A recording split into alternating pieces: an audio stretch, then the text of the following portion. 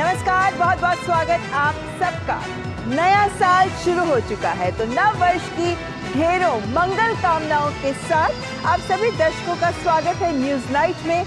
आपके साथ मैं हूं ममता चोपड़ा और इस बार वर्ष 2024 का शुभारंभ बहुत ही अच्छी खबर के साथ हुआ है, क्योंकि इसरो ने एक बार पुनः देश को गौरवान्वित किया है।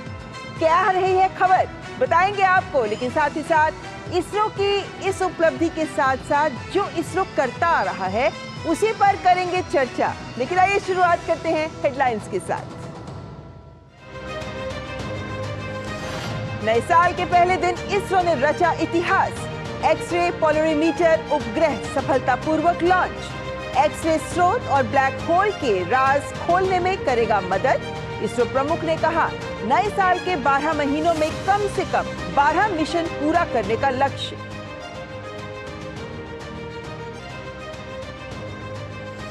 प्रधानमंत्री ने इसरो वैज्ञानिकों को दी बधाई। कहा, प्रक्षेपण से अंतरिक्ष क्षेत्र में बढ़ेगी भारत की ताकत। केंद्रीय मंत्री जितेंद्र सिंह ने कहा, पीएम मोदी के नेतृत्व में टीम इसरो हासिल कर रही है एक के बाद एक कामयाबी। केंद्रीय गृह मंत्री अमित शाह ने भी दी शुभकामनाएं।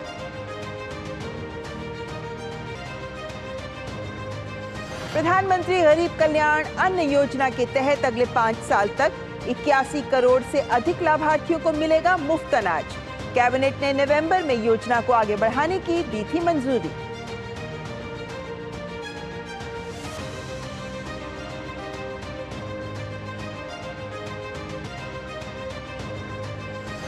प्रधानमंत्री नरेंद्र मोदी की मंगलवार से तमिलनाडु और लक्षद्वीप की 2 दिन की यात्रा।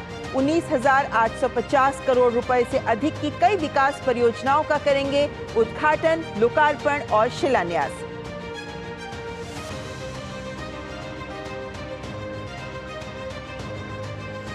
विकसित भारत संकल्प यात्रा में एक और महत्वपूर्ण उपलब्धि। भागीदारों की संख्या 8 करोड़ के पार। 15 नवंबर को प्रधानमंत्री नरेंद्र मोदी ने झारखंड के खूंटी से की थी यात्रा की शुरुआत।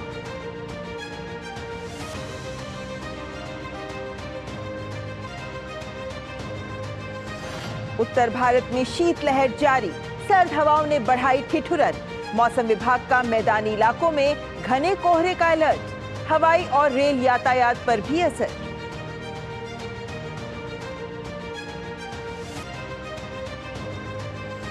साल 2024 के पहले ही दिन भूकंप से हिला जापान। 7.6 की तीव्रता के भूकंप के बाद सुनामी की चेतावनी जारी। 33,000 से ज्यादा घरों में बिजली आपूर्ति ठप। कई महत्वपूर्ण राजमार्ग भी बंद।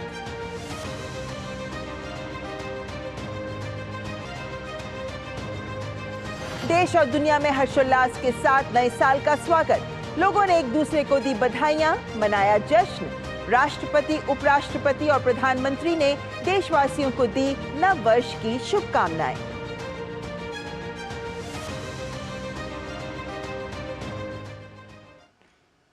तो आइए करते हैं शुरुआत उसी खबर से जिससे आज सभी देशवासी गौरवान्वित महसूस कर रहे हैं, क्योंकि इसरो देश को लगातार अपनी उपलब्धियों से गौरवान्वित करता रहा है। और वर्ष 2023 में अगर हम देखें तो पाते हैं कि चंद्रयान 3 और आदित्य L1 के बाद अब 2024 की भी धमाकेदार शुरुआत करते हुए नव वर्ष के पहले ही दिन इसरो ने पहला एक्सरे पोलरीमीटर सैटेलाइट एक्सपोसैट सफलतापूर्वक लॉन्च कर दिया। नासा के इमेजिंग एक्सरे पोलरीमीटर एक्सप्लोरर के बाद ये अपनी तरह का दुनिया में दूसरा मिशन है। इसके साथ ही इसरो ने ऐलान भी कर दिया कि 2024 के 12 महीनों में कम से कम 12 मिशन किए जाएंगे लॉन्च, और ये वर्ष रहेगा गगनयान के नाम। 2, 1, 0। नए साल के पहले दिन ही इसरो ने इतिहास रच दिया। इसरो ने पहला X ray polarimeter satellite XPoSat launch किया। यह भारत का पहला पोलरीमीटर मिशन है। इसमें PSLV-C58 के साथ एक्सरे पोलरीमीटर सैटेलाइट को भेजा गया। यह मिशन काफी खास है क्योंकि इससे यह एक्सरे का अहम डेटा जुटाएगा और इससे ब्रह्मांड को बेहतर तरीके से समझने में मदद मिलेगी। The orbit that has been accomplished, which is available through various routes, it shows excellent orbit, and the deviations from the targeted orbit is hardly just 3 kilometers in circular orbit of 650 kilometer, and inclination is 001 degree, which is one of the very excellent orbital condition. ISRO chief Somnath ने कहा कि black hole की study के लिए यह भारत की ओर से एक ऐतिहासिक योगदान है। इसरो प्रमुख एस सोमनाथ ने वर्ष 2024 की भावी कार्य योजना भी देश से साझा की। उन्होंने कहा कि वर्ष 2024 के 12 महीने में इसरो 12 से 14 मिशन को लॉन्च करेगा। कई स्तरों पर इसकी तैयारी चल रही है। इसरो अध्यक्ष एस सोमनाथ ने कहा कि इस वर्ष हम कई अन्य सैटेलाइटों का प्रक्षेपण करने को तैयार हैं। Every star ultimately will die and become either a pulsar or a neutron star or a black hole. So we know today, and great scientist called Subrahmanyam Chandrasekhar has theoretically found out all of this many years back. After that, there has been a lot of experiments to understand and measure black holes. There has been further theories. Black holes will not remain always heating and big. It will also die one day. There is another theory, which again came from various other findings, recent findings. प्रधानमंत्री नरेंद्र मोदी ने नए साल पर इसरो की शानदार सफलता के लिए वैज्ञानिकों को शुभकामनाएं दी। उन्होंने एक्स पर लिखा, हमारे वैज्ञानिकों को धन्यवाद। 2024 की शानदार शुरुआत, यह प्रक्षेपण अंतरिक्ष क्षेत्र के लिए अद्भुत खबर है और इस क्षेत्र में भारत की शक्ति को बढ़ाएगा। भारत को अभूतपूर्व ऊंचाइयों पर ले जाने के लिए इसरो के हमारे वैज्ञानिकों और पूरे अंतरिक्ष समुदाय को शुभकामनाएं। अंतरिक्ष राज्य मंत्री जितेंद्र सिंह ने एक्सपोसैट के सफल प्रक्षेपण के लिए इसरो को बधाई दी। सोशल मीडिया पोस्ट में डॉक्टर सिंह ने कहा कि PSLV C-58 एक्सपोसैट मिशन का सफल प्रक्षेपण कर इसरो ने 2024 की शुरुआत अपने अंदाज में की है। ऐसे समय में अंतरिक्ष विभाग से जुड़े होने पर गर्व है, जब प्रधानमंत्री नरेंद्र मोदी के व्यक्तिगत प्रयास और संरक्षण से टीम इसरो एक के बाद एक सफलता हासिल कर रही है। इसरो के ऐतिहासिक कदम पर खुशी जताते हुए गृह मंत्री अमित शाह ने सोशल मीडिया प्लेटफॉर्म एक्स पर लिखा, अंतरिक्ष में भारत की शानदार प्रगति, हमारी आकाशगंगा में ब्लैक होल और न्यूट्रॉन तारों का अध्ययन करने के लिए विशेष खगोल विज्ञान वेधशाला उपग्रह एक्सपोसैट के ऐतिहासिक प्रक्षेपण पर इसरो के हमारे वैज्ञानिकों को बधाई। 2024 के पहले ही दिन ज्ञान की खोज में ब्रह्मांड को रोशन करते हुए आपने एक बार फिर से साबित कर दिया कि आपकी ताकत ही हमारा गौरव है। इसरो ने बताया कि इस उपग्रह का लक्ष्य सुदूर अंतरिक्ष से आने वाले गहन एक्सरे का पोलराइजेशन यानी ध्रुवीकरण पता लगाना है। यह किस आकांक्षीय पिंड से आ रही है, यह रहस्य इन कारणों के बारे में काफी जानकारी देते हैं। पूरी दुनिया में एक्सरे ध्रुवीकरण को जानने का महत्व बढ़ा है। यह पिंड या संरचनाएं ब्लैक होल, न्यूट्रॉन तारे, आकाशगंगा के केंद्र में मौजूद नाभिक आदि को समझने में मदद करता है। इससे आकाशीय पिंडों के आकार और विकिरण को बनाने की प्रक्रिया को समझने में मदद मिलेगी। Bureau report, DD news. तो अपनी तरह की एक नई पहल इसरो के द्वारा की गई है, जिसको नाम दिया गया है एक्सपोसैट। आइए आपके सामने तस्वीर रखते हैं कि आखिर ये एक्सपोसैट है क्या। जैसा मैंने आपको बताया, एक्सपोसैट यानी एक्सरे पोलरीमीटर सैटेलाइट। ये दुनिया का दूसरा पोलरीमेट्री मिशन है, क्योंकि पहला मिशन नासा का था और नासा ने इमेजिंग एक्सरे पोलरीमेट्री एक्सप्लोरर इस नाम से इस मिशन को शुरू किया था और ये 2021 में इसको लॉन्च किया गया था। लक्ष्य जो आज एक्सपोसैट लॉन्च किया गया, उसका लक्ष्य यही है कि जो ब्लैक होल है, जिसका रहस्य हर कोई खोजना चाहता है, लेकिन एक रहस्य बना हुआ है, ब्लैक होल और साथ ही न्यूट्रॉन तारों का अध्ययन करना एक्सपोसैट के माध्यम से भारत अब ये करना चाहता है। एक्सपोसैट में जो पेलोड्स हैं वो बहुत महत्वपूर्ण है। आप एक नजर डालें तो इसमें दो वैज्ञानिक पेलोड्स हैं। पहला है पॉलिक्स यानी एक्सरे पोलरीमीटर उपकरण है ये, जो एक्सरेज को स्टडी करेगा, और रमन रिसर्च इंस्टीट्यूट बेंगलुरु और इसरो के साथ मिलकर इसरो का जो UR राव सैटेलाइट सेंटर है, उनके बीच के सहयोग के माध्यम से इस पेलोड को तैयार किया गया है। लेकिन दूसरा पेलोड है एक्सपेक्ट। ये एक्सरे स्पेक्ट्रोस्कोपी और टाइमिंग यानी ये स्पेक्ट्रोस्कोपी के माध्यम से एक्सरेज को और अध्ययन करेगा। इसरो की आप कह सकते हैं कि इस पहल के बाद इसरो की एक तरीके की हैट्रिक इसरो ने लगा दी है, क्योंकि हम जानते हैं चंद्र मिशन चंद्रयान 3 जिसका सफलतापूर्वक प्रक्षेपण हुआ, दूसरा हम जानते हैं आदित्य L1 और उसके बाद अब तीसरा ब्लैक होल और न्यूट्रॉन सितारों का अध्ययन करने के लिए एक्सपोसैट। तो ये है इसरो की खगोलीय हैट्रिक, जिसके माध्यम से विश्व स्तर पर भी अपने आप को हमने मजबूती से अंतरिक्ष अर्थव्यवस्था के क्षेत्र में स्थापित किया है। लेकिन इसरो के लक्ष्य की अगर हम बात करें, इसरो बहुत कह सकते हैं महत्वाकांक्षी लक्ष्यों के साथ आगे बढ़ रहा है, क्योंकि गगनयान को लेकर अगर हम 2024 इस साल की बात करें तो गगनयान को लेकर इसरो का लक्ष्य है कि इसी साल 2 मानव रहित टेस्ट कर लिए जाएं, 2 टेस्ट व्हीकल्स के टेस्ट कर लिए जाएं, हेलीकॉप्टर से ड्रॉप टेस्ट कर लिया जाए और बहुत सारे वैल्यूएशन टेस्ट हैं जिनको आज किया जाएगा। और ये सभी वो टेस्ट हैं जिनके माध्यम से हम 2025 में फाइनली कह सकते हैं कि एक मानव युक्त गगनयान मिशन को साकार कर सकते हैं। उसके लिए ये सब बहुत जरूरी है। लेकिन 2024 के साथ साथ इसरो के इसके अलावा गगनयान के अलावा भी और बहुत से लक्ष्य हैं। जैसा आज इसरो अध्यक्ष ने भी सामने कहा है, 6 PSLV मिशन लॉन्च करने का भी लक्ष्य है। GSLV के 3 मिशन होंगे, 2 कमर्शियल मिशन होंगे, स्क्रैमजेट इंजन जिसके माध्यम से लागत कम की जाएगी लॉन्चेस की, वो भी साथ में SSLV मिशन और 2 कमर्शियल मिशन, यानी बहुत सारे इंपॉर्टेंट लॉन्चेस हैं जिन्हें टारगेट कर रहा है इसरो साल 2024 में। लेकिन कुछ महत्वाकांक्षी दूरगामी लक्ष्य भी हैं जिन्हें लेकर इसरो आगे बढ़ रहा है। और इन लक्ष्यों को देखें तो हम जानते हैं 2025 तक मानव युक्त गगनयान मिशन, लेकिन उसके बाद 2035 तक पहले भारतीय अंतरिक्ष स्टेशन की स्थापना, जो बहुत महत्वपूर्ण बड़ी उपलब्धि रहेगी भारत के लिए। उसके बाद 2040 तक का लक्ष्य है पहला मानव युक्त चंद्र मिशन। तो इसलिए ये जो लक्ष्य है, इनके साथ साथ इसरो अपने आप को वैश्विक स्तर पर पूरी तरह से जो स्थापित कर चुका है, उसी को देखते हुए अब आगे बढ़ने के रास्ते भी इख्तियार कर रहा है। लेकिन अंतरिक्ष अर्थव्यवस्था की भी एक तस्वीर आपके सामने रखें तो इसरो जो काम कर रहा है वो आगे बढ़ने के लिए किन मायनों में महत्वपूर्ण है कि अंतरिक्ष अर्थव्यवस्था में फिलहाल अगर हम बात करते हैं तो भारत मात्र 2 से 3% तक की ही भागीदारी रखता है। लेकिन लक्ष्य यही है कि 2030 तक इसे बढ़ाकर 10% तक किया जाए, यानी 2024 को गिन लें, 2024 से 2030 तक हमें इसे 10% तक बढ़ाना है। और इसके पीछे एक बहुत बड़ी सफलता हमारी विदेशी उपग्रह लॉन्चेस की रही है, जिसके माध्यम से हम आय अर्जित करते रहे हैं। अब तक हम देखें तो अब तक कुल जो लॉन्चेस किए गए हैं आज तक की तारीख में इसरो के द्वारा, वो 432 हैं।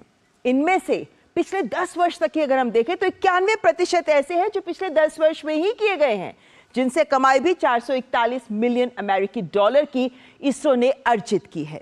ये दिखाता है कि इसरो ने अपनी क्षमता दिखा दी है कि कैसे इसरो अंतरिक्ष अर्थव्यवस्था का महत्वपूर्ण भागीदार, महत्वपूर्ण हिस्सेदार हो सकता है।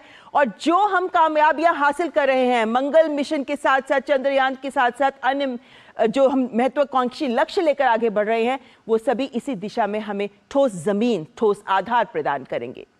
आगे चर्चा करेंगे इसरो पर ही, लेकिन उससे पहले यहां रुकेंगे एक ब्रेक के लिए। आप देखते रहे न्यूज़ नाइट। तुम्हें पता है इन्वेस्टर्स के लिए एक इन्वेस्टर प्रोटेक्शन फंड होता है IPF, लेकिन अगर तुम्हारा ट्रेड एक्सचेंज पर एग्जीक्यूट नहीं हुआ या फिर कोई गारंटीड रिटर्न्स वाली स्कीम है तो ये IPF आपकी मदद नहीं कर सकता है। और अगर आपका ब्रोकर ही डिफॉल्टर बन जाए तो फिर IPF आपको कॉम्पेंसेशन दिला सकता है। कहाँ से सीखा? NSE की साइट पर। सोचकर समझकर इन्वेस्ट कर। पापा ये सब? हाँ, जो चीजें सालों से बेवजह पड़ी हो उन्हें हटा देना चाहिए। ये भी दादाजी की पुरानी पासबुक और FD। अरे ये कैसे रह गया? पैसे गए? नहीं, उपाय है। बैंक खाते को संचालित करते रहना चाहिए वरना खाता इनऑपरेटिव हो जाता है। ऐसे में बैंक से संपर्क करें, खाता सक्रिय करवाएं और आपकी रकम जो है उसे ब्याज समेत क्लेम करें। दादू ये RBI कहता है जानकार बनिए, सतर्क रहिए। सही कह रहा है। स्वाद से करेंगे नया साल का स्वागत। गोल्डी मसाले की ओर से हैप्पी न्यू ईयर। लाइफ में फाइनेंशियल आजादी के लिए NPS जरूरी है। रिटायरमेंट में फाइनेंशियल आजादी रहे जारी, NPS से आज ही करे तैयारी। NPS जरूरी है। दादी, आज भी आपकी चाय की दुकान बंद थी? 1 महीने से बीमार हूँ, काम बंद और इलाज का खर्चा अलग। आयुष्मान कार्ड नहीं बनवाया? नाम सुना है, कहाँ बनवाना है, कैसे बनवाना है, इस उम्र में भाग दौड़। कार्ड अभी बन जाएगा। आयुष्मान ऐप पर जाकर अपना या परिवार के सदस्य का नाम लाभार्थी सूची में ढूंढें। आधार, OTP या फेस ऑथ द्वारा ऑथेंटिकेट करें। डिटेल्स भरें। अब मोबाइल से फोटो खींचकर अपलोड करें। बन गया। अब ठीक होकर अपने हाथ की चाय पिला दो। और एक प्रकार से PM जय अब गरीबों की जय बन गई है। 5 लाख तक के मुफ्त उपचार की गारंटी। स्वास्थ्य का वरदान आयुष्मान। अभी नहीं करना मतलब? मुझे नहीं करना दूसरा बच्चा अभी। अरे पर क्यों नहीं करना, बताओ। आज रेडियो पे बता रहे थे कि पहले और दूसरे बच्चे के बीच अंतर रखना कितना जरूरी है। माँ बस हर 3 महीने में गर्भ निरोधक टीका लगवा ले। पर अंतर काहे रखना है? बच्चों के भविष्य के लिए। आगे जाके बच्चा कितना होनहार होगा ये पहले 2 साल में ही तय हो जाता है, क्योंकि बच्चे का 80% मानसिक विकास इसी समय में होता है। बताओ। सुन बब्बन, हिसाब कब करेगा तू? भाग कर रहा है। तो जरूरी है कि माँ बाप बच्चे के साथ खेले, उन्हें कहानियाँ सुनाएं। दूसरा भी आ गया तो फिर दोनों का ध्यान कैसे रखेंगे, हैं? समझे? समझे। इस उम्र में समझ के क्या कर लोगे, हैं? अरे काकी, अब तो हम भी समझ गए। बच्चों के विकास और माँ की सेहत के लिए बच्चों में अंतर जरूरी है। तब तक हर 3 महीने में गर्भ निरोधक इंजेक्शन लगवाएं। बच्चों में अंतर बनाए उनकी लाइफ बेहतर। यही तो है देश का सबसे पुराना पंचांग। 1937 से लेकर आज तक लाला राम स्वरूप का आरसी एंड सन्स वाला कालांतर। तो ब्रेक के बाद एक बार फिर पुनः रुख करते हैं उसी खबर का जिसमें हम आपको बता रहे थे कि इसरो ने आज एक्सपोसैट का सफलतापूर्वक प्रक्षेपण किया है, जिससे जुड़ा है हमारा आज का विशेष, जो कहता है इसरो की नव वर्ष में नई उड़ान। चर्चा के लिए हमारे साथ जुड़े हैं रतन श्रीवास्तव, जो स्पेस एक्सपर्ट हैं, अंतरिक्ष क्षेत्र के में रुचि रखते हैं, उनके वैज्ञानिक। बहुत बहुत स्वागत आपका रतन जी। और सबसे पहले मेरे को लगता है कि जो भी अंतरिक्ष क्षेत्र के साथ जुड़े हैं, जो एक्सपर्ट्स हैं, उन सबके लिए आज का दिन बहुत खुशी का है। तो ऐसे में सबसे पहले सामान्य देशवासियों के नज़रिए से अगर मैं समझने का प्रयास करूं कि ब्रह्मांड में जो उत्सर्जन होता है या जो आकाशीय पिंडों का जो विकिरण होता है इत्यादि, उन सबको समझने के लिए शायद एक्सपोसैट बहुत महत्वपूर्ण है। लेकिन इसका मकसद क्या है? क्यों इसरो ने एक्सपोसैट बनाया? क्योंकि हम ये भी देख रहे हैं कि ये जो एक्सरेज का ध्रुवीकरण है, इसको लेकर विश्व में लगातार इसका महत्व, इसकी प्रति रुचि बढ़ती दिख रही है। ममता जी, पहले तो मैं ये कहना चाहूँगा कि इसरो को बहुत मुबारकबाद, क्योंकि इन्होंने एक तरह से हैट्रिक की है। चंद्रयान 3 का इतना सफल लॉन्च हुआ, उसके बाद आदित्य L1 और अब ये एक्सपोसैट। तो हमने एक साल के अंदर आप ये मानिए कि चंद्रमा को समझने की कोशिश की, हमने सॉफ्ट लैंडिंग की। We were one of the only countries which has been able to do a soft landing. हमने सूरज को समझने की कोशिश की और आज हम ब्लैक होल्स को समझने की कोशिश कर रहे हैं। और ब्लैक होल को समझने की कोशिश करना बहुत ज़रूरी है, क्योंकि ब्लैक होल बनते क्यों हैं, उनके बनने का कारण क्या है, और वो क्यों, मतलब उनकी वजह से हमारे ब्रह्मांड में क्या फ़र्क पड़ सकता है, वो पता करना बहुत ज़रूरी है। क्योंकि ब्लैक होल को स्टडी करने के लिए अभी तक किसी ने इस तरह का प्रक्षेपण नहीं किया है। तो एक तो एस्ट्रोनॉमिकल रीज़न से, दूसरा साइंटिफिक रीज़न से, और ये पता करने के लिए कि उसके अंदर हम क्या लो अर्थ ऑर्बिट में जाकर के हम देख रहे हैं। और लो अर्थ ऑर्बिट में हम अगर जाके देख रहे हैं तो हम ये देख रहे हैं कि एमिशन क्यों होते हैं, ब्लैक होल बनते क्यों हैं, किस वजह से बनते हैं। और उसको स्टडी करने के बाद हम ये जान सकते हैं कि हम आगे इससे कैसे फ़ायदा उठा सकते हैं। मतलब ब्लैक होल को बोलते हैं ग्रेविटेशनल पुल है, लेकिन ग्रेविटेशनल पुल क्यों है, वो इसीलिए लो अर्थ ऑर्बिट में रखा गया उसको। और इसरो ने जो काम किया है वो उस काम का और उस काम का फल पूरे विश्व को पता लगेगा, क्योंकि हमने साइन की है ट्रीटीज सारे स्पेस फेयरिंग नेशंस के साथ। तो ये एक 3 चीज़ें जो हमने की हैं एक साथ, ये बहुत बड़ी चीज़ है। जी बिल्कुल। और ऐसे में अगर हम एक्सपोसैट के बारे में और जानना चाहें, क्योंकि आज जब प्रेस वार्ता हुई तब भी इस बात को सामने रखा गया कि ये एक ऑब्जर्वेटरी की तरह काम करेगा, और इस पर इसरो अध्यक्ष ने खास तौर पर जोर भी दिया।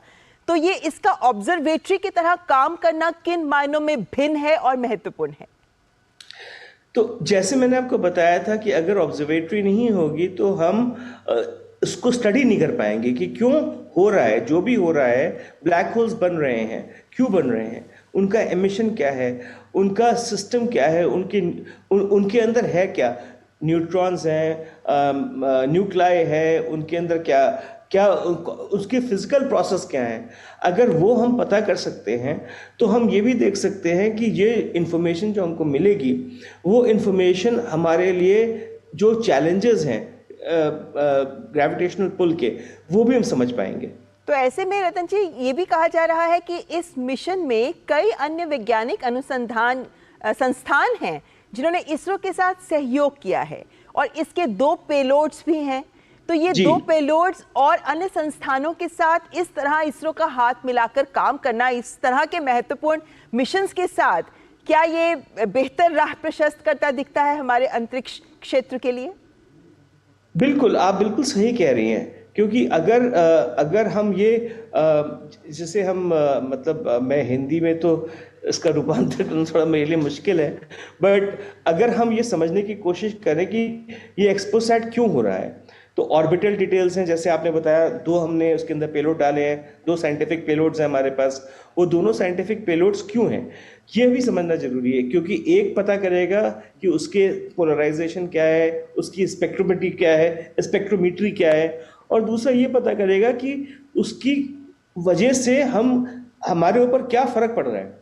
और ऑब्जर्वेशन स्ट्रैटेजी ये बनाई गई है ये पता करने के लिए कि जब हम जैसे हमारे यहाँ एक्लिप्स होता है, ग्रहण होता है, उस ग्रहण में क्यों हो रहा है ग्रहण और उसका ग्रहण का रीजन क्या है, और उस रीजन के पीछे जो प्राइमरी पेलोड है पोलरिमीटर और जो सेकेंडरी पेलोड है स्पेक्ट्रोस्कोपी, दोनों काम करेंगे मिल करके। और जैसे आप सही कह रही हैं, इन्होंने कोलैबोरेशन किया है, तो जो इसका सेकेंडरी पेलोड है वो इसरो की ही एक लैब है, यू आर राव सैटेलाइट सेंटर बैंगलोर में, उन्होंने बनाया है। और जो दूसरा उनका पोलरिमीटर का प्राइमरी पेलोड है वो बैंगलोर की ही एक और लैब है, RRI रमन रिसर्च इंस्टीट्यूट, उन्होंने बनाया है। तो ये कोलैबोरेशन के साथ ही स्पेस को अगर हम समझना चाहते हैं, अंतरिक्ष को अगर हम समझना चाहते हैं, तो अगर हम कोलैबोरेशन नहीं करेंगे तो हम कॉम्पीट भी नहीं कर सकते किसी के साथ, तो हमें कोलैबोरेट करना पड़ेगा कॉम्पीट करने के लिए। बिल्कुल। चलिए इसके साथ एक सवाल और ये भी समझना चाहते हैं, क्योंकि आज एक तरीके से इसरो का वर्ष 2024 के लिए क्या रोड मैप है, क्या प्लान है, क्या लक्ष्य है, इस तस्वीर को भी सामने रखा गया। क्या हम ये मान सकते हैं, जिस तरीके से हमने दिखाया अभी आंकड़ों के लिहाज से सामने रखा, कि किस तरीके से हम पिछले 10 वर्षों में हमने इतने लॉन्चेस कर डाले हैं, गगनयान और उसके बाद आगे के महत्वाकांक्षी लक्ष्य, क्या लगता है आपको कि इसरो अन्य देशों के साथ मिलकर और अपने ही देश में स्टार्टअप्स या निजी क्षेत्र के साथ मिलकर किस तरह का बदलाव प्रशस्त कर सकता है? ऊपरी स्तर पर हम जानते हैं सफल प्रक्षेपण हो रहे हैं, लेकिन जमीनी स्तर पर भी जहां स्कूल्स कॉलेजेस के सैटेलाइट्स भी लॉन्च हो रहे हैं इत्यादि, कितना बड़ा बदलाव एक तरीके से आ सकता है? ममता जी, आपने ये बहुत अच्छा सवाल किया और मैं आपको धन्यवाद करता हूं कि आपने ऐसा सवाल मुझसे पूछा। इसरो ने पिछले 7-8 वर्षों में जितनी मेहनत की है और जितनी सफलताएं प्राप्त की हैं, इसके ऊपर सरकार का भी बहुत बड़ा योगदान है, क्योंकि अगर बजट नहीं होगा, अगर सरकार की तरफ से सहारा नहीं होगा, तो ये काम नहीं हो सकते हैं। अब इसरो जो है जितने भी वो प्रक्षेपण कर रहा था, वो एक PSLV है, GSLV है, GSLV Mark 1, 2, 3 है। अब PSLV पूरा प्राइवेट सेक्टर में जा चुका है। पहले भी PSLV की 90% काम प्राइवेट सेक्टर में होते थे, लेकिन अब PSLV का लॉन्च भी प्राइवेट सेक्टर करेगा। जितना स्टार्टअप्स का यहाँ पे योगदान है, वो योगदान इसरो की वजह से ही है, क्योंकि इसरो के पुराने साइंटिस्ट, रिटायर्ड ऑफिसर्स उनके साथ काम कर रहे हैं। हम आज 3D प्रिंटिंग के रॉकेट्स बना रहे हैं, हम आज सैटेलाइट्स बना रहे हैं जो नैनो सैटेलाइट्स हैं, कॉन्स्टलेशंस बना रहे हैं, और ये सब हो रहा है प्राइवेट सेक्टर में। और प्राइवेट सेक्टर में और स्टार्टअप्स में, वहाँ पे स्टार्टअप्स में जो मेंटोरिंग हो रही है, जो उनको सहारा मिल रहा है, जो एक्सपीरियंस मिल रहा है, वो एक्सपीरियंस इसरो के साइंटिस्ट से मिल रहा है। तो और उसमें पैसा क्यों आ रहा है? पैसा इसलिए आ रहा है क्योंकि लगता है दुनिया को कि भारत में हम फ्रूगल इंजीनियरिंग से और बहुत अच्छे तरीके से वो काम कर सकते हैं, जिसके लिए शायद कई गुना बाहर वेस्टर्न कंट्रीज में पैसा लगाना पड़ता है। बिल्कुल। एक बात। दूसरी बात ये है जो हम देख रहे हैं, इसरो का काम अब जैसे जो सरकार का रोड मैप है वो ये है कि इसरो जो है धीरे धीरे करके उसको एक जो स्पेस एजेंसी का काम है, जैसे इंटरप्लेनेटरी मिशंस हैं, राइट, एक्सपोसैट है, गगनयान है, चंद्रमा है, ये सब काम करने चाहिए हमको। और जो रॉकेट्स वगैरह जिसमें हमने मास्टरी हासिल कर ली है वो मास्टरी हम ट्रांसफर कर सकते हैं प्राइवेट सेक्टर में, और प्राइवेट सेक्टर वो काम कर सकता है, क्योंकि अगर पैसा सरकार का ही आएगा, पब्लिक मनी आएगा, तो पब्लिक मनी लिमिटेड है, जाहिर है। और मेरे को लगता है कि निजी क्षेत्र का साथ आना और हर स्तर में स्टार्टअप्स का भी साथ जुड़ना देश के लिए भी एक बेहतर भविष्य, खासतौर पर युवाओं के लिए जिनकी रुचि है विज्ञान में, उनके लिए भी बेहतर भविष्य के रास्ते खोलते नजर आता है। फिलहाल ये कह सकते हैं रतन जी कि हमारे देश के लिए अंतरिक्ष क्षेत्र में आज का साल का पहला ही दिन जो खबर लेकर आया है, आने वाला साल बहुत नई खबरें और लेकर आएगा। फिलहाल बहुत बहुत शुक्रिया रतन जी हमारे साथ जुड़ने के लिए। और फिलहाल यहाँ रुकेंगे एक ब्रेक के लिए, आप देखते रहें news night. Sir berry pulao try करो, मस्त है। कैसा है? अरे उसको काहे को घूरता है? टिप्स इग्नोर करने का, अपना दिमाग लगाकर ऑर्डर देने का। मार्केट का स्टॉक टिप्स बहुत लोग देता है, डेंजरस हो सकता है। कंपनी और रिस्क पूरा समझने का, फिर इन्वेस्ट करने का। सोच कर समझ कर इन्वेस्ट कर। स्वाद से करेंगे नया साल का स्वागत। गोल्डी मसाले की ओर से हैप्पी न्यू ईयर। लाइफ में फाइनेंशियल आजादी के लिए एनपीएस जरूरी है। रिटायरमेंट में फाइनेंशियल आजादी रहे जारी, एनपीएस से आज ही करें तैयारी। एनपीएस जरूरी है। क्या आपके मन में जीवन समाप्त करने के विचार आ रहे हैं? क्या आप बेहद निराशा महसूस कर रहे हैं? सहायता के लिए टेलीमानस के 14416 पर संपर्क करें। जब से माँ को नानी के यहाँ भेजा, कितने चिड़चिड़े हो गए हो। बेटा टीबी है उसको। टीबी का इलाज तो यहाँ भी हो सकता है, फिर क्यों भेज दिया? अगर वो यहाँ रहती ना तो लोग कन्नी काट रहे होते हमसे। मुझे लोग नहीं, मम्मी। अरे क्या अर्जुन,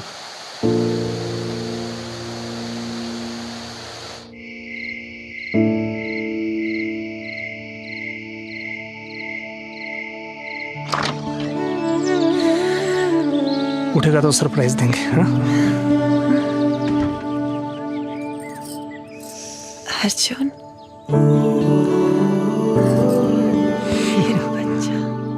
बहुत मिस कर रहा था तुमको, और मैं भी टीवी रिमोट का सर पर समझ नहीं पा रहा था। अपनों का जोड़ है टीबी का तोड़, तो फिर भेदभाव क्यों? टीबी के इलाज में अपनों का साथ दें। मोदी सरकार की गारंटी, महिलाओं के लिए धुआं मुक्त रसोई।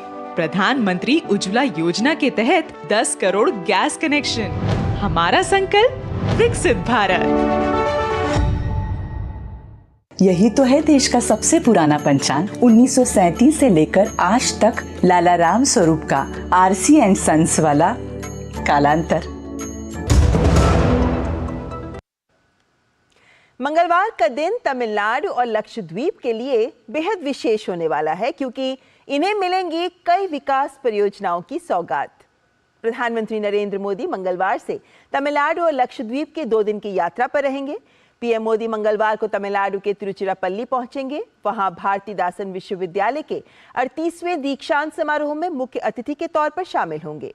प्रधानमंत्री तिरुचिरापल्ली में एक सार्वजनिक कार्यक्रम में विमानन, रेल, सड़क, तेल और गैस, जहाज रानी से संबंधित 19,850 करोड़ रुपए से अधिक की विकास परियोजनाओं का उद्घाटन, लोकार्पण और शिलान्यास करेंगे। प्रधानमंत्री कई रेलवे परियोजनाएं भी राष्ट्र को समर्पित करेंगे, जिनमें 41 किलोमीटर लंबे सेलम मैग्नेसाइट जंक्शन ओमालूर मेट्टूर बांध खंड के दोहरीकरण की परियोजना शामिल है। इसके अलावा मदुरई तूतीकोरिन तक 160 किलोमीटर के रेल लाइन खंड के दोहरीकरण की परियोजना और रेल लाइन विद्युतीकरण के लिए 3 परियोजनाएं शामिल हैं। प्रधानमंत्री सड़क क्षेत्र की 5 परियोजनाएं भी देश को समर्पित करेंगे, जिनमें राष्ट्रीय राजमार्ग 81 के त्रिची कल्लागम खंड के लिए 39 किलोमीटर लंबी 4 लेन सड़क, राष्ट्रीय राजमार्ग 81 के कल्लागम मीनसुरुट्टी खंड की 60 किलोमीटर लंबी सड़क, राष्ट्रीय राजमार्ग 785 के चेट्टीकुलम नाथम खंड की 29 किलोमीटर लंबी 4 लेन सड़क, राष्ट्रीय राजमार्ग 536 के कराईकुड़ी रामनाथपुरम खंड की 80 किलोमीटर लंबी 2 लेन और राष्ट्रीय राजमार्ग 179A सेलम तिरुपथुर वानियम्बाड़ी रोड के 44 किलोमीटर लंबे खंड की 4 लेन शामिल हैं। प्रधानमंत्री कामराजार बंदरगाह के जनरल कार्गो बर्थ 2 को भी राष्ट्र को समर्पित करेंगे। वे इंदिरा गांधी परमाणु अनुसंधान केंद्र कलपक्कम में demonstration fast reactor fuel processing संयंत्र भी राष्ट्र को समर्पित करेंगे। इसके बाद प्रधानमंत्री लक्षद्वीप के अगत्ती पहुंचेंगे, जहां वे एक सार्वजनिक समारोह को संबोधित करेंगे। बुधवार को प्रधानमंत्री नरेंद्र मोदी लक्षद्वीप के कवरत्ती पहुंचेंगे, जहां वे दूरसंचार, पेयजल, सौर ऊर्जा और स्वास्थ्य जैसे क्षेत्रों से संबंधित कई विकास परियोजनाओं की आधारशिला रखेंगे।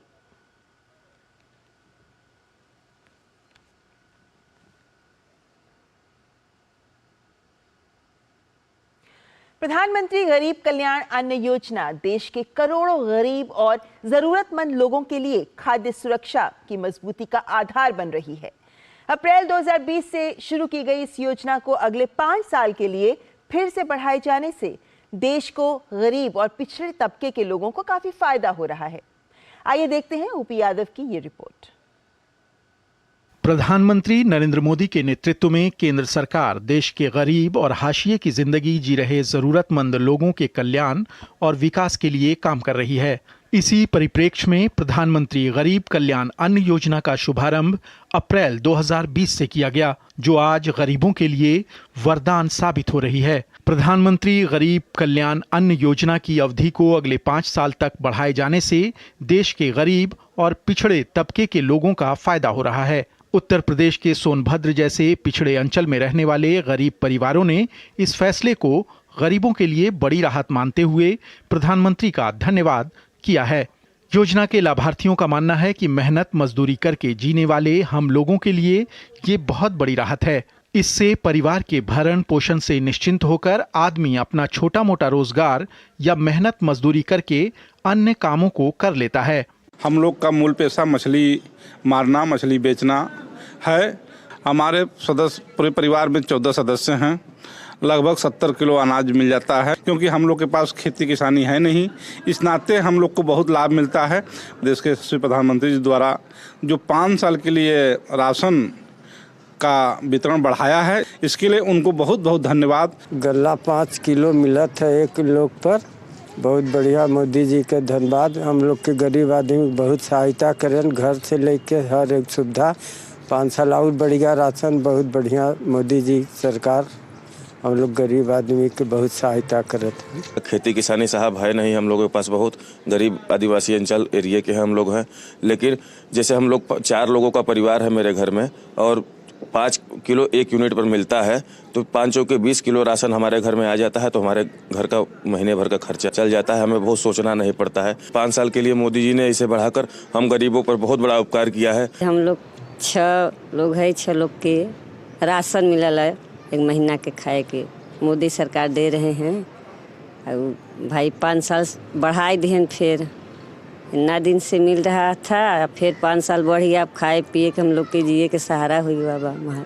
योजना 80 करोड़ से अधिक गरीब लोगों को हर महीने 5 किलो गेहूं या चावल और 1 किलो पसंदीदा दाल मुफ्त में देने के लिए बनी थी। इसके अलावा इसमें प्रत्येक परिवार को प्रति माह 1 किलो मुफ्त साबुत चना प्रदान किया जाता है। इस योजना में बीपीएल परिवारों को मुफ्त सिलेंडर दिया जाता है। कोविड के समय पीएम मोदी ने गरीब कल्याण योजना के तहत गरीबों के लिए 1.70 लाख करोड़ रुपए का राहत पैकेज जारी किया था। उस समय इस योजना में 20 करोड़ महिला जनधन खाता धारकों को 3 महीनों के लिए 500 रुपए प्रति माह दिए गए, जो न केवल केंद्र सरकार की देश के गरीब और जरूरतमंद लोगों के प्रति संवेदना को दर्शाती है, बल्कि कोई नागरिक भूखा न रहे, इसे लेकर प्रधानमंत्री के मानवीय सरोकारों से युक्त भावनात्मक दृष्टिकोण को रेखांकित भी करता है।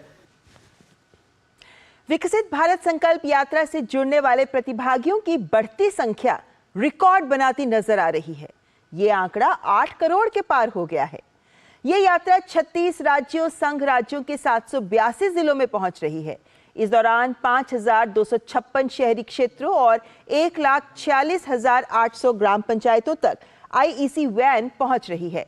इस दौरान विकसित भारत संकल्प यात्रा ने शानदार सफलता अर्जित की है। ताजा आंकड़ों के मुताबिक इस समय प्रतिभागियों की संख्या 8 करोड़ से अधिक हो चुकी है। इस यात्रा की सफलता का अंदाजा हर दिन जुड़ रहे नए नए प्रतिभागियों से लगाया जा सकता है। 1 जनवरी 2024 से निर्माताओं और आयातकों को पैक की गई वस्तुओं के अतिरिक्त प्रति यूनिट उत्पादों की कीमत का उल्लेख करना अनिवार्य कर दिया गया है। अब तक आयातकों के पास पैकेट पर उस महीने और वर्ष का उल्लेख करने का विकल्प होता था। आइए देखते हैं ओपी यादव की ये रिपोर्ट। सोमवार से सभी निर्माताओं और आयातकों को पैक की गई वस्तुओं के अतिरिक्त प्रति यूनिट उत्पादों की कीमत का उल्लेख करना होगा। अब तक आयातकों के पास पैकेट पर उस महीने और वर्ष का उल्लेख करने का विकल्प होता था जिसमें वस्तु का निर्माण किया गया था या पहले से पैक किया गया था या आयात किया गया था। अब तक आयातक आयात की तारीख का उल्लेख करना पसंद करते थे।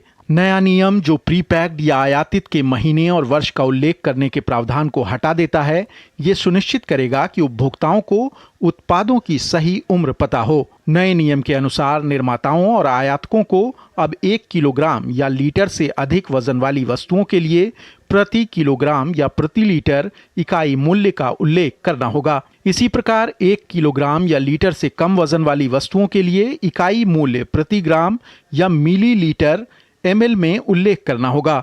1 मीटर से अधिक लंबाई वाली प्री पैक्ड वस्तुओं के लिए इकाई मूल्य प्रति मीटर होगा और 1 मीटर से कम लंबाई वाली वस्तुओं के लिए ये प्रति सेंटीमीटर होगा।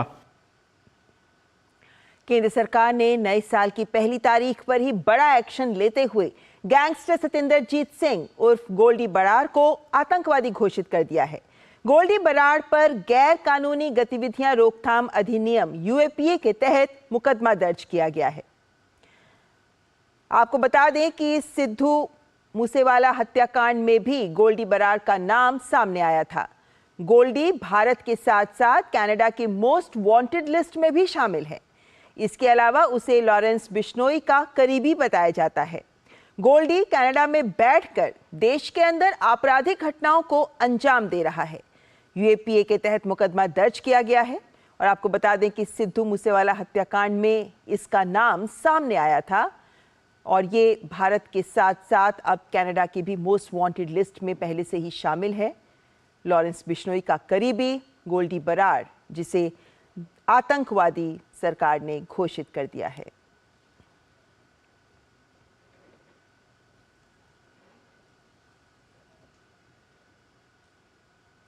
और अब मौसम की बात करते हैं तो उत्तर भारत में ठंड का कहर जारी है। घने कोहरे और ठंड की वजह से लोगों को काफी परेशानी का सामना भी करना पड़ रहा है। कल तो सीजन का सबसे ठंडा दिन रहा। पहाड़ी इलाकों में बर्फ पड़ रही है और जिस कारण से मैदानी इलाकों में ठंड बढ़ती जा रही है। पूरे उत्तर भारत में ठंड का प्रकोप जारी है। रविवार का दिन न सिर्फ दिसंबर का बल्कि इस सीजन का सबसे ठंडा दिन रहा। पहाड़ी इलाकों में जहां एक ओर बर्फ पड़ रही है तो मैदानी इलाकों में लोग ठंड से ठिठुर रहे हैं। मौसम विभाग ने मैदानी इलाकों में घने कोहरे का अलर्ट जारी किया है। ठंड बहुत है, कोहरा भी बहुत है। बहुत ठंड है भाई, कोहरा की बहुत मतलब ये स्थिति है कि देखने लायक नहीं बचा है। एकदम से ठंड बहुत ज्यादा है सर, पूरा हाथ पैर पूरा कपकपा रहा है। नए साल के दिन भी पूरा उत्तर भारत कोहरे की आगोश में रहा। दिल्ली एनसीआर के इलाकों में घना कोहरा देखने को मिला। ठंड है, बिल्कुल है, क्यों नहीं है, ठंड लग रहा है, बिल्कुल है। सर्दी खूब पड़ रही है, ठंड खूब पड़ रही है। कोहरे की वजह से यातायात प्रभावित हो रहा है। कई रेलगाड़ियां देर से चल रही हैं तो कई को रद्द किया गया। कोहरे की वजह से हवाई यातायात भी प्रभावित हुआ है। Bureau report, DD news. 500 सालों का इंतजार खत्म होने जा रहा है। भगवान राम मंदिर में विराजमान होने जा रहे हैं। मर्यादा पुरुषोत्तम भगवान श्री राम की नगरी अयोध्या इन दिनों अपने अलौकिक स्वरूप की छटा दुनिया भर में बिखेर रही है। कैसे सज संवर रही है भगवान राम की नगरी अयोध्या, आइए देखते हैं।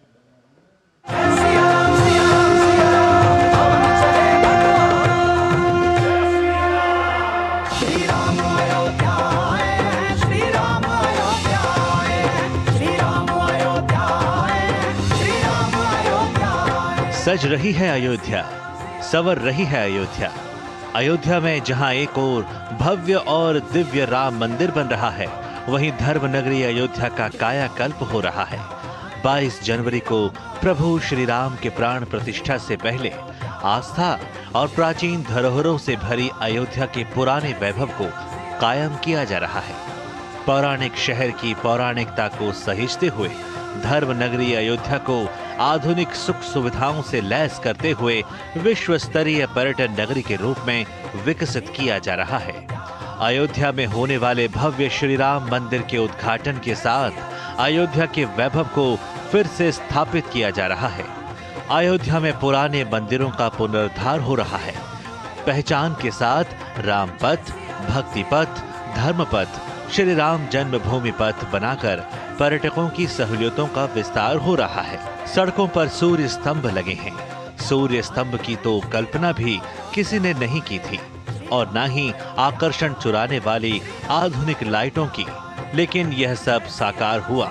राम पथ, जन्मभूमि पथ और भक्ति पथ का निर्माण और सौंदर्यकरण का कार्य NH 27 बाईपास महोबरा बाजार से होते हुए टेढ़ी बाजार राम जन्मभूमि तक 4 लेन मार्ग का निर्माण कार्य, अयोध्या सुल्तानपुर राष्ट्रीय राजमार्ग से एयरपोर्ट तक 4 लेन सड़क का नव निर्माण कार्य, NH 27 बाईपास से राम पथ तक रेल संपार संख्या 111B पर ROB के प्रथम लेन का निर्माण कार्य, रेलवे क्रॉसिंग संख्या 112 पंचकोसी परिक्रमा मार्ग पर बड़ी बुआ रेलवे क्रॉसिंग पर ROB का निर्माण कार्य, शिरोपरी लाइनों को भूमिगत करने का कार्य, राम की पैड़ी के प्रमुख चैनल की रिमॉडलिंग, गुप्तार घाट से जमथरा घाट तक तटबंध का निर्माण, पुलिस कर्मियों के लिए 600 लोगों की क्षमता वाले बैरक का निर्माण, राम की पैड़ी में अविरल जल प्रवाह के लिए पैड़ी की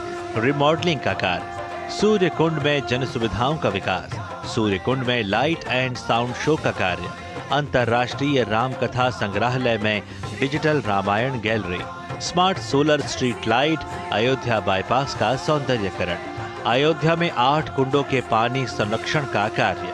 22 जनवरी को रामलला के प्राण प्रतिष्ठा से पहले अयोध्या नगरी के इन ऐतिहासिक धार्मिक स्थलों का सौंदर्यकरण का काम राजस्थान से मंगाए गए पत्थरों और कारीगरों से कराया जा रहा है, जिसको 22 जनवरी 2024 तक पूरा करने का लक्ष्य रखा गया है। Bureau report, DD news. फिलहाल यह वक्त एक ब्रेक का।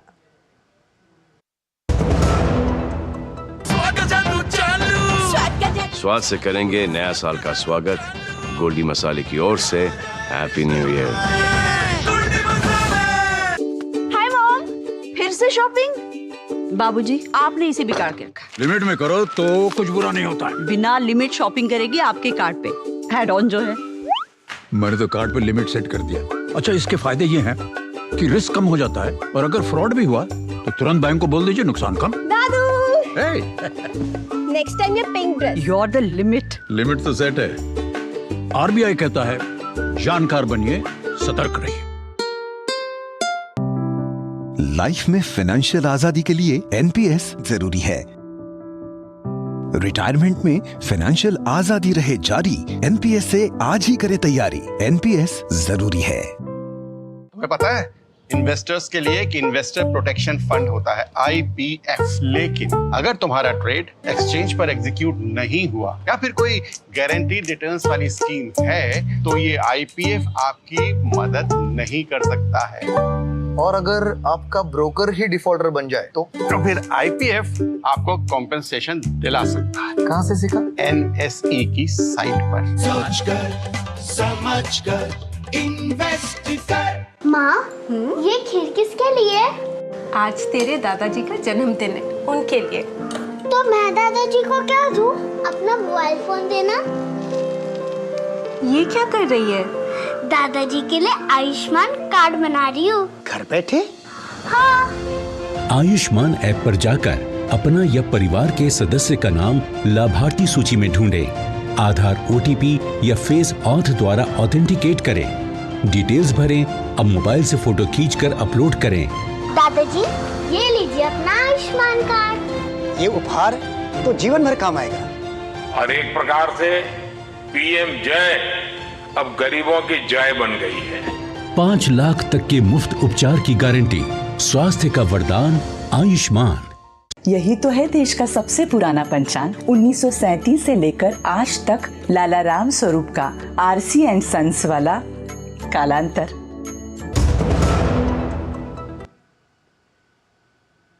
इस वर्ष का शुभारंभ विश्व भर में लोगों ने उल्लास के साथ किया और गुजरात में ये उल्लास कुछ अलग रंग में नजर आया। गुजरात में मोढेरा सूर्य मंदिर समेत 4000 से अधिक लोगों ने एक साथ राज्य के 108 स्थानों पर सूर्य नमस्कार कर Guinness book of world record में अपना नाम दर्ज कराया।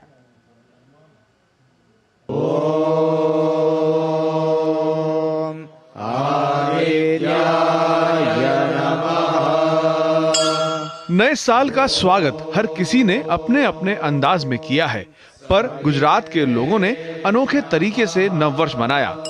गुजरात के लोगों ने Guinness book of world records में अपना नाम दर्ज कराया है।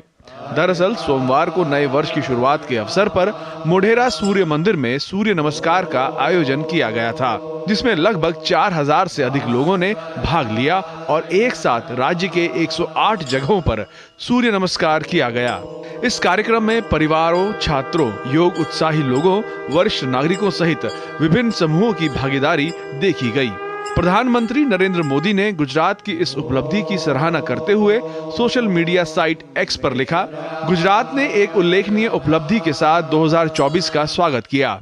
एक साथ सबसे अधिक लोगों द्वारा 108 स्थानों पर सूर्य नमस्कार करने का गिनीज वर्ल्ड रिकॉर्ड बनाकर। जैसा कि हम सभी जानते हैं, हमारी संस्कृति में 108 अंक का विशेष महत्व है।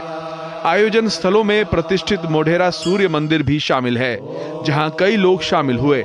ये वास्तव में योग और हमारी सांस्कृतिक विरासत के प्रति हमारी प्रतिबद्धता का सच्चा प्रमाण है।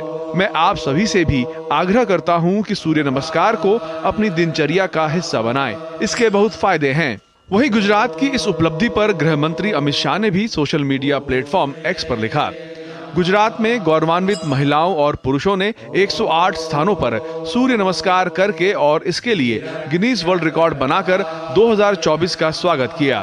प्रत्येक गौरवान्वित राष्ट्रवादी ने मोढेरा सूर्य मंदिर जैसे स्थानों पर सूर्य नमस्कार का उत्साह देखकर खुशी महसूस की। यह आयोजन प्रतिदिन योगाभ्यास करने और स्वस्थ जीवन जीने की प्रतिज्ञा का आधार बने। गुजरात के मुख्यमंत्री भूपेंद्र पटेल ने भी साल 2024 के पहले दिन मोढेरा सूर्य मंदिर में सूर्य नमस्कार कार्यक्रम में हिस्सा लिया। इस मौके पर गुजरात के गृह मंत्री हर्ष सांघवी भी मौजूद रहे। गुजरात के लोगों ने 2023 में भी इसी प्रकार से सबसे ज्यादा लोग एक ही स्थल पे योग करने का रिकॉर्ड बनाया था और आज 2024 का देश का नहीं दुनिया का सबसे पहला वर्ल्ड रिकॉर्ड गुजरात ने दर्ज किया है। ये भी अपने आप में एक रिकॉर्ड है। बता दें कि पूरे महीने चली इस स्पर्धा में 15 लाख से ज्यादा लोगों ने रजिस्ट्रेशन करवाया था और सूर्य नमस्कार कार्यक्रम को ऐतिहासिक बनाने में शामिल हुए। इससे पहले साल 2023 में सूरत में एक साथ लाखों लोगों ने योग करके वर्ल्ड रिकॉर्ड बनाया था। अब 108 अलग अलग स्थानों पर सूर्य नमस्कार करके गिनीज वर्ल्ड रिकॉर्ड में गुजरात ने अपना नाम दर्ज कराया है। Bureau report, DD news. BRICS ने अपनी सदस्यता का विस्तार करते हुए 5 नए सदस्य देशों को शामिल किया है। इनमें संयुक्त अरब अमीरात, सऊदी अरब, इथियोपिया, मिस्र और ईरान शामिल हैं। इस कदम को वैश्विक व्यवस्था को लेकर बहुध्रुवीय दुनिया में नया आकार देने के रणनीतिक प्रयास के रूप में देखा जा रहा है, जिसमें ग्लोबल साउथ की आवाज अंतरराष्ट्रीय मंच पर अधिक प्रमुख भूमिका निभा रही है। सऊदी अरब और यूएई को शामिल करने से अंतरराष्ट्रीय संबंधों की बदलती गतिशीलता पर जोर दिया गया है। ब्रिक्स ब्लॉक के विस्तार से अरब दुनिया की 2 सबसे बड़ी अर्थव्यवस्थाओं सऊदी अरब और संयुक्त अरब अमीरात के लिए निवेश के नए अवसर पैदा होने की उम्मीद है। इन गतिशील अर्थव्यवस्थाओं के ब्रिक्स गुट में शामिल होने से वैश्विक स्तर पर सहयोग और आर्थिक विकास के नए अवसर पैदा होते हैं। आपको बता दें कि ब्रिक्स का आखिरी बार विस्तार 2010 में हुआ था, जब दक्षिण अफ्रीका ब्रिक्स में शामिल हुआ था। और अंतर्राष्ट्रीय खबरों में अब खबर जापान से, जहां पूरी दुनिया नए साल यानी 2024 के आगमन की खुशी मनाने में डूबी रही। जापान के लिए नए साल का पहला दिन किसी भयानक सदमे सा रहा। नए साल के मौके पर भूकंप के झटकों से जापान की धरती कांप उठी। राष्ट्रीय भूकंप विज्ञान केंद्र के मुताबिक पश्चिमी तट के पास रिक्टर पैमाने पर 7.6 की तीव्रता के भूकंप के झटके महसूस किए गए। भूकंप के झटके महसूस किए जाने के तुरंत बाद जापानी सरकार ने सुनामी की चेतावनी जारी कर दी। इशिकावा, निगाटा और टोयामा और यामागाता प्रांतों के लोगों को तटीय इलाके छोड़ने की अपील की गई। इन जगहों पर समुद्र की लहरें कई मीटर ऊंची उठ रही हैं। जापान में भूकंप के बीच लोगों में दहशत का माहौल है। इस बीच जापान ने देश भर में भूकंप को लेकर ताज़ा चेतावनी जारी की है और चेतावनी के अनुसार इशिकावा, निगाटा, नागानो और टोयामा के प्रांत को खतरे वाले जोन में चिन्हित किया गया है। वहीं मध्य जापान में 30 से अधिक भूकंप के झटके महसूस किए गए। इशिकावा प्रांत में लगभग 32,500 घरों में बिजली गुल हो गई।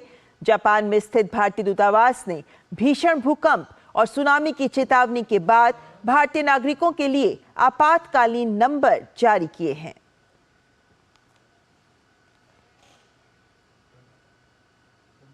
और नववर्ष की बात करें अब तो नववर्ष के अवसर पर पहले ही दिन श्रद्धा और आस्था के रंग भी खूब दिखे। नए साल के मौके पर लोगों ने मंदिरों में जाकर पूजा अर्चना की और इसके अलावा देश के विभिन्न स्थानों पर सूर्योदय के दर्शनों के साथ लोगों ने नए साल की शुरुआत की। नए साल पर लोगों में जबरदस्त उत्साह देखने को मिला। देश के अलग अलग जगहों से एक नए सूर्य उदय के मनमोहक नजारे का लोगों ने दीदार किया, जहां शिखर से लेकर समंदर तक सूरज की पहली किरणें धरती को रोशनी से सराबोर कर रही थीं। असम में साल 2024 का पहला सूर्योदय देखा गया। पश्चिम बंगाल में भी लोगों ने साल के पहले सूर्योदय के दर्शन किए। ओडिशा में भी साल 2024 का पहला सूर्योदय देखा गया। आंध्र प्रदेश में भी लोगों ने साल 2024 का पहला सूर्योदय देखा। नए साल के मौके पर मंदिरों में श्रद्धालुओं ने भारी संख्या में पूजा अर्चना की। उज्जैन के महाकालेश्वर मंदिर में नए साल के पहले दिन करीब 45,000 लोग भस्म आरती में शामिल हुए। वहीं नागपुर में भक्तों ने नए साल के पहले दिन साईं बाबा मंदिर में पूजा अर्चना की। नए साल के अवसर पर वाराणसी के काशी विश्वनाथ मंदिर और मथुरा के बांके बिहारी मंदिर में पूजा अर्चना के लिए श्रद्धालुओं की भीड़ उमड़ी। हम बाबा महाकाल के दर्शन करने बैतूल जिले से आए हुए उज्जैन, हमारे बहुत अच्छे से दर्शन हुए हैं। नव वर्ष के उपलक्ष्य में यहाँ पे दर्शन करने आए थे महाकाल बाबा के, वो दर्शन भी हमें अच्छे से हो गए। आशीर्वाद दे, सबको अच्छा भला रखे, हर बोला हर हर महादेव। इस शुभकामनाओं के साथ सबका शुभ मंगल हो। नया साल है, इससे बढ़िया कोई चीज ही नहीं है। हर हर महादेव। बाबा की नगरी से मेरा बहुत पुराना रिश्ता रहा है। बाबा ने मुझे बहुत कुछ दिया है, बहुत दिव्य दर्शन हुआ है। नए साल के पहले ही दिन हमें दर्शन हुए हैं। भगवान सबको ऐसी दर्शन की वो करे। दर्शन बहुत खुले दर्शन हुए हैं। हम बहुत खुश हैं कि इस साल के पहले दिन और पहले ही घंटे में हमने बाबा के दर्शन किए। परिवार सहित आए हैं, अच्छी व्यवस्था और सबको बहुत अच्छे दर्शन हो रहे हैं। परिवार मेरा सारा साथ है, बहुत अच्छे से दर्शन हुए ठाकुर जी के, और मैं यही चाहता हूँ कि नव वर्ष सबके लिए मंगलमय हो। झारखंड में भी नए साल 2024 के पहले दिन श्रद्धालुओं ने देवघर के बाबा वैद्यनाथ मंदिर में दर्शन किए। भोले बाबा सबकी मनोकामना पूरी करे, सब पे अपनी दया का हाथ बनाए रखे, कृपा का हाथ बनाए रखे और सबका नववर्ष खुशियों से भरा हो। वाराणसी में नए साल के मौके पर श्रद्धालु बड़ी संख्या में घाटों पर पहुंचे। वहीं तमिलनाडु के तिरुचिरापल्ली में पहले दिन भक्तों ने अयप्पन मंदिर त्रिची में भगवान के दर्शन किए। नए साल की शुरुआत अच्छी हो, हमारा देश प्रगति करे, गुजरे हुए दिन निकले उससे भी बेहतर गुजरे। पूरा देश नववर्ष का खुले दिल से स्वागत कर रहा है। फिल्मी दुनिया से जुड़ी हस्तियों ने भी डीडी न्यूज के दर्शकों को नववर्ष की शुभकामनाएं दी हैं। Film maker Muzaffar Ali, film निर्माता संदीप सिंह, फिल्म निर्माता और अभिनेता संजय शर्मा, अभिनेता इनामुल हक ने नए साल पर शुभकामनाएं दी। मेरी ओर से डीडी न्यूज के सभी दर्शकों को नए साल की बहुत बहुत शुभकामनाएं। Happy new year. मेरी ओर से और दूरदर्शन के परिवार की ओर से आप सभी भारतीय नागरिकों को नए वर्ष की हार्दिक शुभकामनाएं। मेरी और डीडी न्यूज की ओर से आप सभी को नववर्ष की हार्दिक शुभकामनाएं। आप सबको नया साल बहुत बहुत मुबारक हो। आप लोग सब खुश रहे, तंदुरुस्त रहे और तरक्की करें। नमस्कार, आदाब, सत श्री अकाल। नए साल के मौके पर लोगों ने जश्न मनाया और एक दूसरे को बधाइयां दी। नव वर्ष पर राष्ट्रपति, उपराष्ट्रपति, प्रधानमंत्री और अन्य गणमान्य व्यक्तियों ने देशवासियों को शुभकामनाएं दी। Bureau report, DD news. तो नव वर्ष 2024 हमारे देश को विकास की राह पर आगे बढ़ाए और विश्व में भी शांति बनाए। इसी मंगल कामना के साथ हमारी पूरी टीम को दीजिए इजाजत। नमस्कार।